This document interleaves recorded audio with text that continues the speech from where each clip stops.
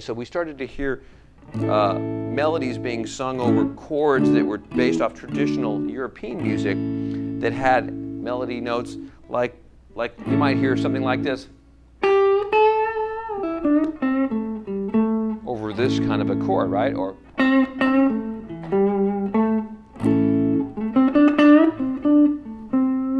these kinds of melodies were being sung against traditional chords from European-based music, okay?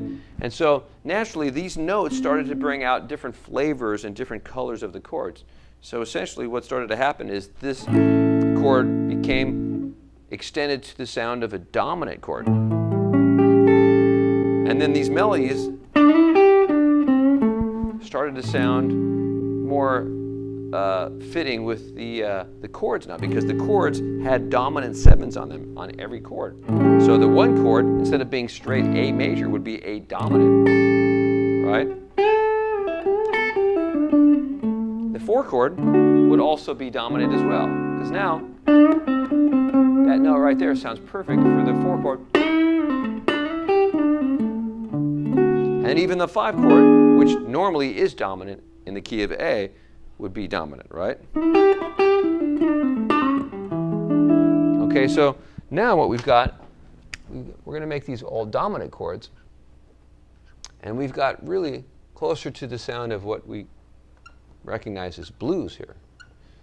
Okay, now how does that change our chords over here? I know we might have talked about some dominant chords in previous lessons, but let's just talk about some open string versions of dominant chords, okay? We're going to talk about dominant chords in other lessons as well, but let's just deal with the dominant chords as an open position, okay? So all we have to do to achieve a dominant chord, remember, with these open chords, is find the extra note that we need. The dominant seventh in a chord is like harmonizing root, third, fifth, and flat 7, okay, on every chord. Okay, so we just have to find where that is in these voicings right here. So what we're going to do is realizing that this is the A, the open A, and this is the open D, this is the open E. We've got extra roots in here we can adapt. So here's an A right here. We don't need another A and that A. But right below it, the open G is the flat 7. Now we have A7, because this is root, fifth, flat 7, third. So now this chord that sounded like this becomes A7. Even use the E on top there. We've got a nice A7. Okay, and look what happened here. We've got a D chord. There's another D root right here. We don't need 2 roots. So what we'll do is we'll take the root off this note right here and now add the flat 7 inside of it. So we have this. That's perfect now, because now we still have the root, but we have a more dominant sound. Okay, so now we have A7 and we have D7 now. Okay, so now we're getting bluesy here with these chords. Now let's find the dominant 7th and the open E chord right here. We have root, we have a fifth, we have another root right here, and we have a third right here. So let's get rid of that root here and make that a flat 7. Forget about dominant there. And now we also have a dominant on the E chord. Okay, so now what we're able to achieve is a much more traditional bluesy sound with these chords. Just listen to the difference if I play these chords in just a simple strumming pattern.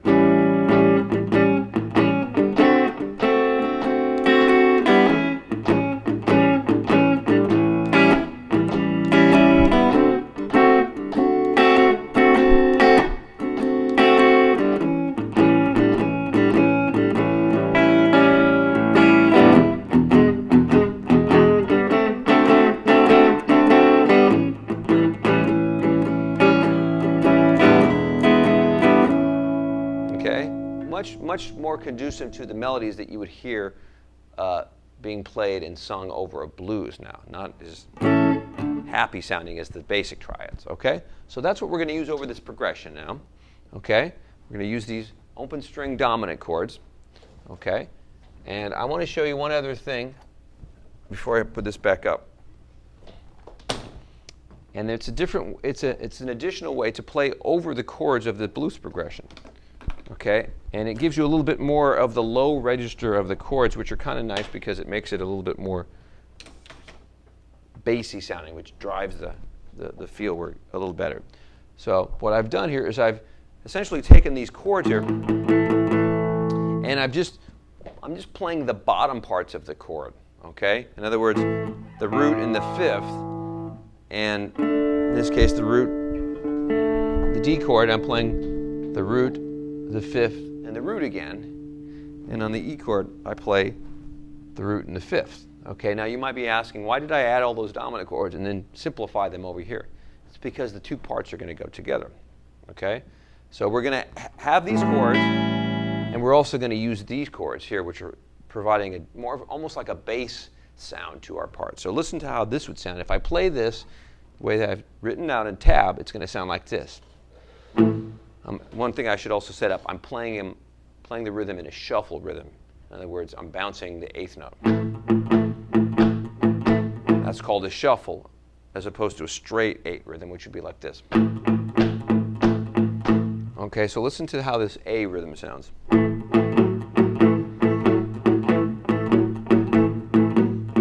Right? I'm going from the open A and the E, and I'm going up to the F sharp right here, and back to the E, and back to the F sharp. And I'm muting a little bit with my right hand. Okay? So that sounds like a typical shuffle blues rhythm in A. Okay? Now let's explore the 4 chord. When I go to the 4 chord, you can see that I'm almost playing a full D chord, but not quite. I use the open D, the A, and the D note here, and I go back and forth between the 2nd fret and the 4th fret, just like I did with the A. Now up a set of strings.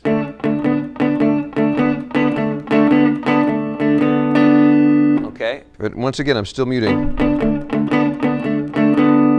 Okay, and then on the E chord, the 5 chord of the progression, I go down to this form, but I don't play that full shape. I just play the low E and the 5th of the chord, and I use muting again. And I go back and forth between this 5th and this note here. Okay, so that gives me the low end kind of boogie woogie shuffle part that often is associated with blues. Okay, so if we use these chords, or this style of rhythm, in addition to the dominant chords that we just learned, and put it all together in a shuffle feel, it's going to sound pretty cool. So let's take the boogie woogie part first, okay, and listen to it with my bass guitar here, or my guitar playing bass. Okay, that would be typical of what a bass player would play. Okay, so we're going to play this part on top of it. We're going to follow these chords right here. Don't worry about these chords yet. I'll put those in a minute. Okay, so here we go. First introduction to blues rhythm guitar. 1, 2, 3, 4.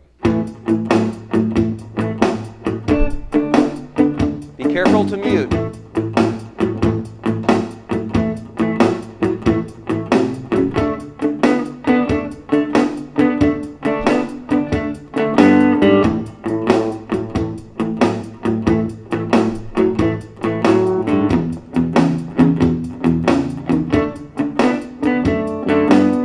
Go back to E here.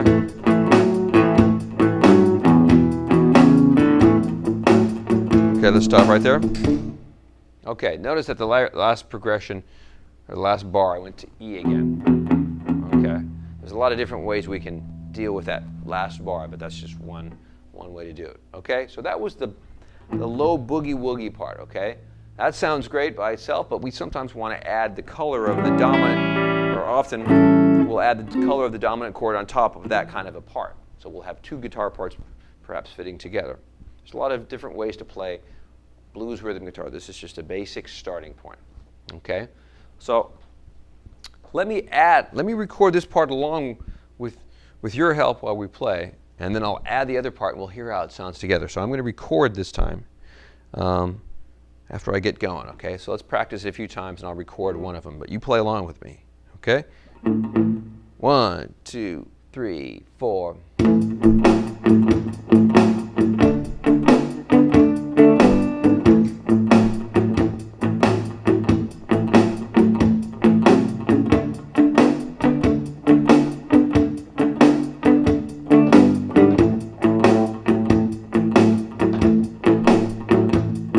Make sure you mute there.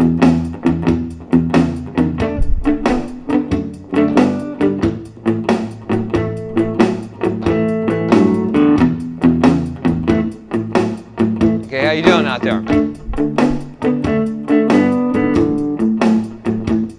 There you go. Sounds pretty good, huh? I recorded that now, so we're in good shape. That's what your part sounds like. Notice I'm muting. You can hear me muting there. Okay. All right, I know you're doing good. Let's add these chords right here. Just listen, play them on the downbeat.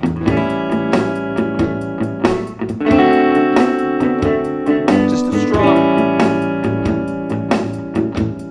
Now we got the bluesy dominant sound.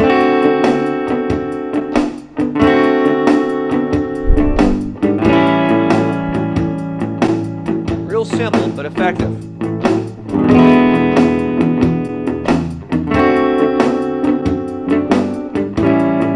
All right, not too bad. Let's make it a little bit more interesting. Let's do this.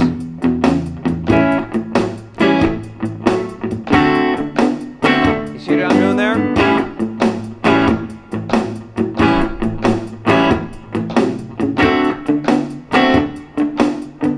Notice I'm cutting off the chords, right?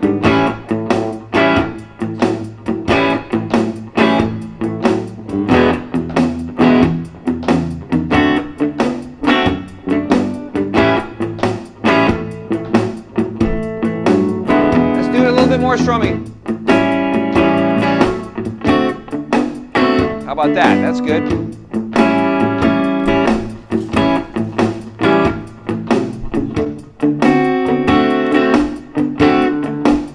That's not too bad. I like that one.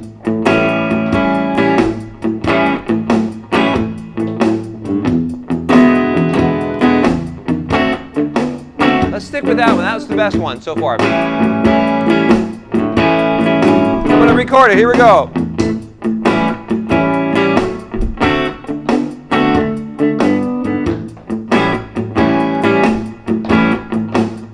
All right, play along with me now.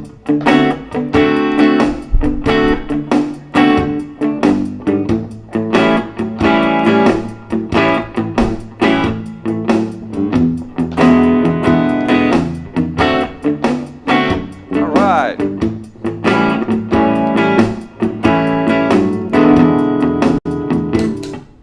All right, how about that? We just learned 2 different ways of playing blues rhythm guitar in this basic 1-4-5 progression. But that's a good start for us today, and that's going to really open up a lot of possibilities in other types of music in our rhythm guitar studies, okay?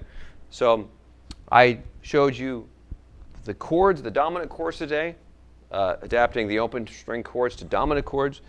I showed you how to play the rhythm guitar on the low strings with the boogie-woogie part on a blues progression, and I showed you a variety of different rhythm patterns to play on top of the boogie-woogie part, which I just did right there.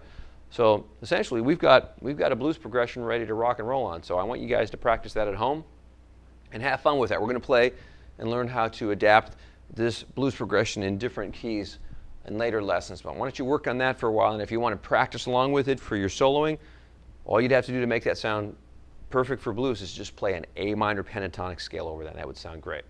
Okay, I'll talk to you next lesson. I'm going to jam myself for a little bit on the blues, and I'll see you later, and have a good time practicing. All right, bye-bye.